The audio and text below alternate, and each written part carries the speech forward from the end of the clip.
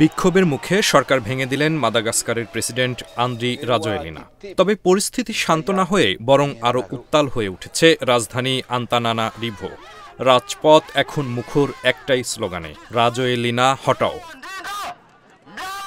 গত এক সপ্তাহ ধরে হাজার হাজার মানুষ রাস্তায় নেমে বিক্ষোভ করছেন। বিদ্যুৎ আর পানির সংকট থেকে শুরু হওয়া এই আন্দোলন দ্রুতই রূপ নিয়েছে তীব্র সরকার বিরোধী আন্দোলনে। জাতিসংঘের তথ্য বলছে এখন পর্যন্ত অন্তত ২২ জন নিহত এবং ১০০ জনেরও বেশি মানুষ আহত হয়েছেন। তবে মাদাগাস্কার সরকার এই সংখ্যা গুজব বলে উড়িয়ে দিয়েছে।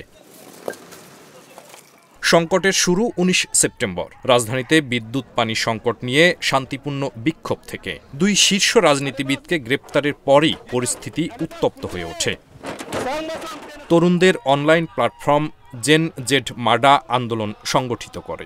সামাজিক যোগাযোগ মাধ্যমে ছড়িয়ে পড়া এই আহ্বান পরে রাজধানী ছাড়িয়ে দেশের আরও ৮টি শহরে ছড়িয়ে পড়ে।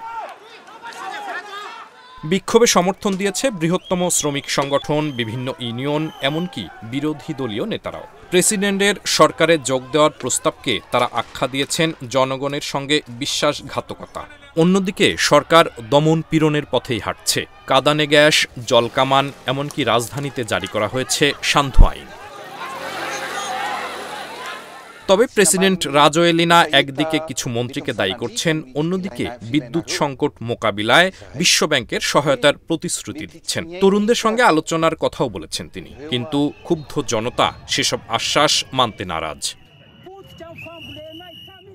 বিশ্লেষকেরা বলছেন, যদি সরকার শক্তি প্রয়োগের মাধ্যমে ভিন্নমত দমন করে তাহলে আন্দোলন আরও দীর্ঘায়িত ও সহিংস হতে পারে।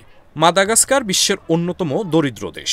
এখানে প্রায় ৭৫% মানুষ দারিদ্র্য সীমার নিচে বাস করে, আর বিদ্যুৎ সুবিধা পায় মাত্র ১/৩ জনগণ। চূড়ান্ত নির্ধারক হতে পারে সেনাবাহিনীর ভূমিকা। জনগণের ওপর বল প্রয়োগের নির্দেশ মানবে কিনা সেই সিদ্ধান্তই হয়তো নির্ধারণ করবে প্রেসিডেন্টের ভবিষ্যৎ। ইতিহাস বলছে ২০০৯ সালেও গণবিক্ষোভের মুখে প্রেসিডেন্ট পদত্যাগ করতে বাধ্য হয়েছিলেন। আজ আবারও সেই ইতিহাস কি পুনরাবৃত্তি হতে যাচ্ছে? উত্তর খুঁজছে পুরো মাদাগাস্কার।